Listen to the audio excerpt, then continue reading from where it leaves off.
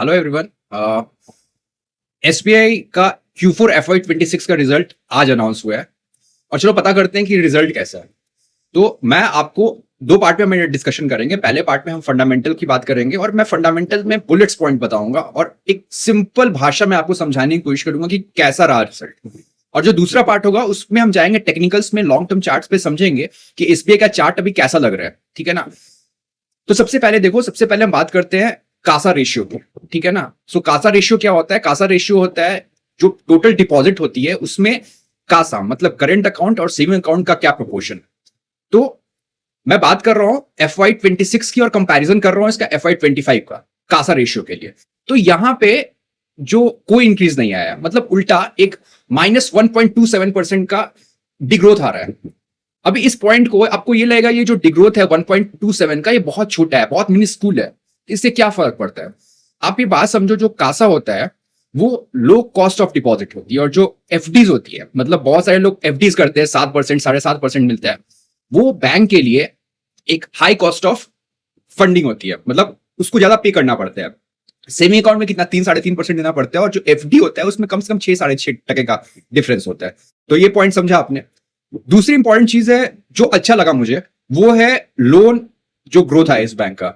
आप समझो SBI bank approx 50 lakh crore का एयूएम टच किया, मतलब 50 लाख करोड़ का इनका लोन बुक पहुंचने वाला है। थोड़ा बहुत बचा हुआ है, 49 लाख समथिंग है। ठीक है ना। उस बुक पे एसबीआई ने अप्रॉक्स 17% का ग्रोथ दिया है as compare to financial year 25, which is very good. मतलब ये बैंक देख के लगता है ना, मतलब इसके नीचे अगर आपके पास कोई बैंक या एनबीएफसी है और इसके नीचे अगर वो ग्रो कर रही है तो भाई मतलब बेसिक कॉमन सेंस बोलता है कि उस बैंक या एनबीएफसी से आप निकल जाओ, क्योंकि ये जो सिस्टम ग्रोथ है ना, ये जो सिस्टम ग्रोथ हुआ है, एसबीआई इज द जायंट। समझा। अभी हम आते हैं ना जो ऑपरेशनल इफिशियंसी जो मुझे लगी, जो मतलब मुझे खराब लगा इस बार एसबीआई के रिजल्ट में।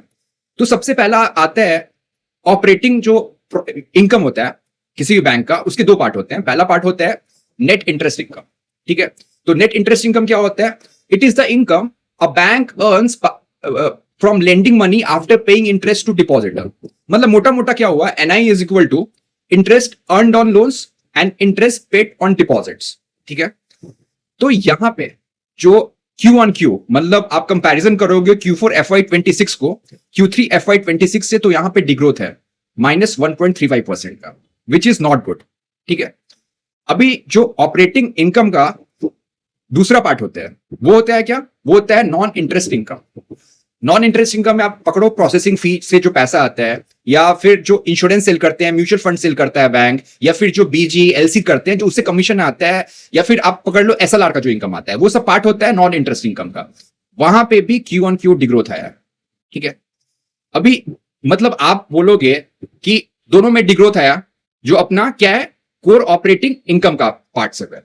अभी जो इनका Q1Q पे जो ऑपरेशनल एक्सपेंस है उसमें इंक्रीज आ गया भाई साहब 10% का। तो सोचो जो ऑपरेटिंग इनकम है उसमें डिग्रोथ आ रहा है और जो आपका ऑपरेटिंग एक्सपेंस है उसमें इंक्रीज आ रहा है, तो इट्स बट ऑब्वियस है कि जो ऑपरेटिंग प्रॉफिट होगा वो आपका निगेटिव आने वाला है। Q1Q में ऑपरेटिंग जो प्रॉफिट है it has degrown by -15.7%, which is very bad. ये जो होता है ना इसको कहते हैं ऑपरेशनल इनएफिशिएंसी। ठीक है। मतलब ज्यादा मैं घुमाऊंगा नहीं, ऐसा ही समझो आप। अभी आप देखो पैट जो है, मैं Q4 FY26 की बात करता हूं, इसको कंपैरिजन करता हूं Q3 FY26 से, तो पैट में भी डिग्रोथ हुआ है -6.39% का। ठीक है। आपको समझ में आ रहा होगा कि ऐसा क्यों हो रहा है। ठीक है। और ईयर ऑन ईयर जो पैट का ग्रोथ है दैट इज क्लोज टू 12.5%। अभी आप सोचो, मैंने जब बात करना स्टार्ट किया तो मैंने बताया कि जो लोन बुक का ग्रोथ है दैट इज क्लोज टू 17% और जो पैट का ईयरली ग्रोथ है वो क्लोज टू 12.8% है। तो यहां पे तो ऑपरेटिंग लेवरेज काम नहीं कर रहा है। अगर ऑपरेटिंग लेवरेज काम करता तो against loan book growth of 17% कम से कम 20-25% का होना चाहिए था पैट में ग्रोथ, बट वो काम नहीं कर रहा है। इसका सिंपल सा रीजन है ना यार कि एनआईएम में, नेट इंटरेस्ट मार्जिन में एक सिक्वेंशियली कॉन्ट्रैक्शन आते जा रहा है एसबीआई में। अगर आप एनआईएम का चार्ट उठा के देखोगे ना पिछले 6 क्वार्टर का, तो आपको वो एकदम डाउनवर्ड स्लोपिंग में चलते जा रहा है। अब ऐसे मैं बता रहा हूं Q4 FY26 का जो एनआईएम है वो है 2.8%, 81% मोर प्रिसाइसली। जो फाइनेंशियल 25 का था एनआईएम वो था 3.08%, और फाइनेंशियल 26 के लिए ये है 2.91%। अभी इसका रीजन क्या हो सकता है? तो एक बेसिक कॉन्सेप्ट होता है स्प्रेड का। तो spread is what? Spread is yield minus cost of fund. तो यहां पे जो यील्ड होता है ना, वो होता है कि एसबीआई ने जो लोन्स बांटे हैं उस पे क्या रेट ऑफ इंटरेस्ट आ रहा है, और जो कॉस्ट ऑफ फंड होता है ना, वो मतलब उसने जहां से पैसा उठाया हुआ है, डिपॉजिटर का पैसा उठाया होगा या फिर अदर कोई बोरोइंग की। तो वहां पे क्यू ऑन क्यू बेसिस में स्प्रेड में आप समझना इस चीज को बहुत इंपॉर्टेंट है कि जो यील्ड है वो डिक्रीज किया है 1.27%, ठीक है, और जो कॉस्ट ऑफ फंड है वो डिक्रीज किया है 0.5%। होना क्या चाहिए था? होना उल्टा चाहिए था। मतलब यील्ड को अगर कम डिक्रीज करता और कॉस्ट ऑफ फंड ज्यादा इंक्रीज होता। आप समझ रहे हो बात को? ठीक है, वो मैं आपको कंफ्यूज नहीं कर रहा हूं, मैं फिर से रिपीट करता हूं। Spread is what? Spread is yield minus cost of fund. अभी क्यू ऑन क्यू बेसिस पे जो यील्ड है वो डिक्रीज किया माइनस 1.27%, ठीक है, वो 1.27% से डिक्रीज कर रहा है, और जो कॉस्ट ऑफ फंड है वो डिक्रीज कर रहा है बाई 0.5, और जो ईयर ऑन ईयर बेसिस पे जो यील्ड है वो डिक्रीज किया 5%, और जो कॉस्ट ऑफ फंडिंग है वो डिक्रीज कर रहा है जस्ट बाई 1.36%। इसका अर्थ हुआ कि जो आपका स्प्रेड है, जो मतलब जो ब्रेड एंड बटर रहता है, वो श्रिंक कर रहा है एसबीआई का। और इस पे एसबीआई को बहुत ध्यान देना पड़ेगा।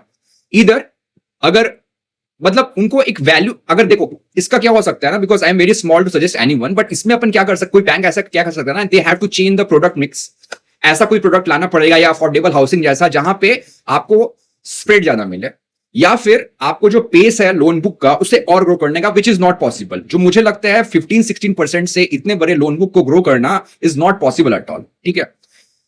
ये मुझे मतलब जो बेसिक कंसर्न है, जो इशू है, यही है। अभी आपको बहुत सारे लोग ये बोलेंगे कि स्लीपेज आया है, प्रोविजन बढ़ रहा है। तो देखो यार क्या होता है ना, स्लीपेज अगर बोलेंगे ना, तो slippage no doubt Q4 FY26 में अप्रोक्स 1000 करोड़ से बढ़ा है as compare to Q3 FY26। But एक कॉन्सेप्ट होता है which is known as a slippage ratio, ठीक है ना। तो ये क्या होता है कि fresh slippage divided by the amount of standard asset at the beginning of the year, ठीक है, at the beginning of that period. तो क्या होता है ना कि दो बढ़ रहा है, ठीक है, दो आपका स्लीपेज बढ़ा है, बट जो स्लीपेज रेशियो है वो sequentially Q and Q same है, विच इज 0.54। तो देखो क्या ना, इसको लेके हल्ला मचाने की कोई जरूरत नहीं है। एसबीआई में जो मेन इशू अभी आ रहा है ना, दैट इज अबाउट जो मार्जिन कॉन्ट्रैक्शन हो रहा है, स्प्रेड में इशू आ रहा है, एनआईएम में काम करना पड़ेगा बैंक को। अभी मैंने आपको बुलेट पॉइंट्स में एसबीआई का जो फंडामेंटल है और जो मुझे कंसर्न लगा वो मैंने बताया। अभी हम चलेंगे और टेक्निकल चार्ट पे समझेंगे कि ये स्टॉक अभी कैसा मूव कर सकता है आने वाले दिनों में। या आपने दिखाई दे रहा होगा स्क्रीन, तो ये एसबीआई का मंथली चार्ट है। अभी देखो मंथली चार्ट पे एसबीआई के स्ट्रॉन्ग, बहुत स्ट्रॉन्ग है, ऑल टाइम हाई के पास है, और मतलब एक अच्छा खासा रन दिया है स्टॉक ने। और मुझे लगता है इसने, अगर आप मेजर करो तो कोविड लो से स्टॉक ने अप्रॉक्स 610% का रिजल्ट दिया है।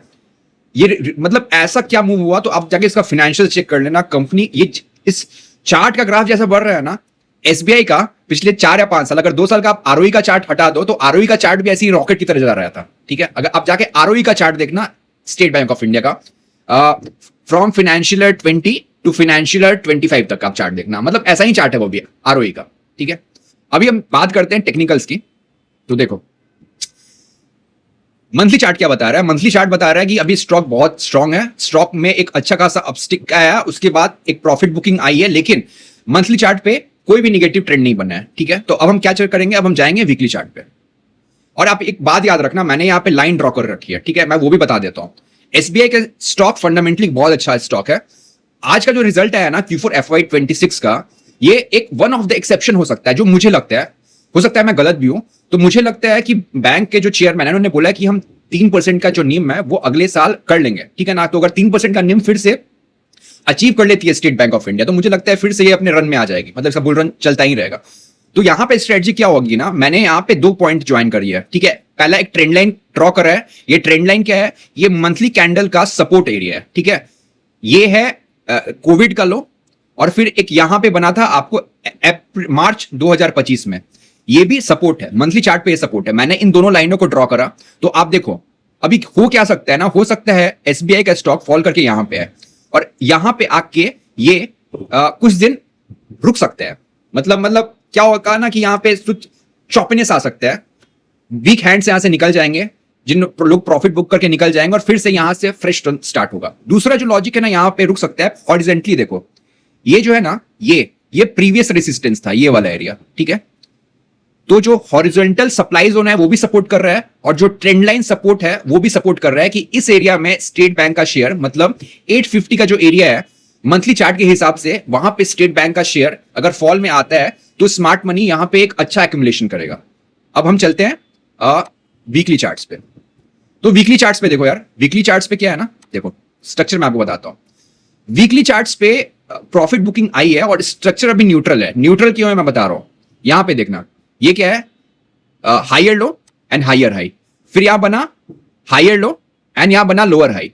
लेकिन जब तक ये वाला जो बेस है, ये वाला, ठीक है ना, अभी वाला, ये वाला अप्रॉक्स 981 का प्राइस जब तक ब्रेक नहीं होगा, इस शेयर को शॉर्ट करना बेवकूफी होगी। मतलब आप किसी को शॉर्ट नहीं करना चाहिए। अगर कोई शॉर्ट करना चाह रहा है, अगर मुझे फ्यूचर से शॉर्ट करना पड़ा अगर एसबीआई को, तो मैं 980 के नीचे एसबीआई के स्टॉक को सेल नहीं करूंगा। रीजन क्या है, प्राइस का जो ट्रेंड है वीकली चार्ट पे भी अभी पॉजिटिव है। स्ट्रक्चरली उसने कोई अभी डिस्टॉर्शन नहीं बनाया है, मतलब उसने कोई ऐसा साइन नहीं दिया है कि वो नीचे जाएगा वीकली चार्ट्स पे, ठीक है। अब हम चलते हैं फटाफट डेली चार्ट पे। अभी डेली चार्ट में देखो, डेली चार्ट में मैं आपको बता रहा हूं, देखो यहां से एक फॉल आता है और यहां पे एक पहला लेता है और यहां पे बनता है क्या, lower low and lower high, फिर lower low and lower high, फिर lower low and higher high, ठीक है। फिर यहां से क्या बन रहा है, यहां बना ये higher low and lower high, then lower low and lower high, फिर यहां जा रहा है। अभी मैं क्या करूंगा, अगर मुझे एंट्री लेनी पड़ी, अगर मैं अपनी बात कर रहा हूं, अगर मुझे एंट्री लेनी पड़ेगी डेली चार्ट पे, तो मैं यहां पे एक लाइन मार्क करूंगा, ठीक है, डेली चार्ट पे। और मैं यहां पे स्ट्रक्चर जो बनेगा ना, उसमें मुझे क्या चाहिए, यहां पे मुझे क्या चाहिए कि ये स्टॉक फॉल करे और इसके बाद ये फिर से हायर हाई और हायर लो का एक स्ट्रक्चर बनाए। क्या, हायर हाई और हायर लो। कंडीशन क्या है कि ये वाला सपोर्ट ब्रेक नहीं होना चाहिए। अगर ये वाला सपोर्ट ब्रेक हो जाता है, ध्यान से सुनना, अगर ये वाला सपोर्ट ब्रेक हो जाता है तो ये स्ट्रक्चर अगर इसके नीचे बनता है तो इनवैलिड होगा, मैं एंट्री नहीं करूंगा, ठीक है ना। तो मोटा मोटी मैंने आपको बहुत आसानी से और बहुत कन्वीनियंटली आपको प्राइस एक्शन के हिसाब से एसबीआई का चार्ट बताया। एसबीआई का चार्ट अभी ऐसा कंडीशन है ना कि एसबीआई का चार्ट अभी ना अप मूव के लिए रेडी है ना डाउन मूव के लिए रेडी है।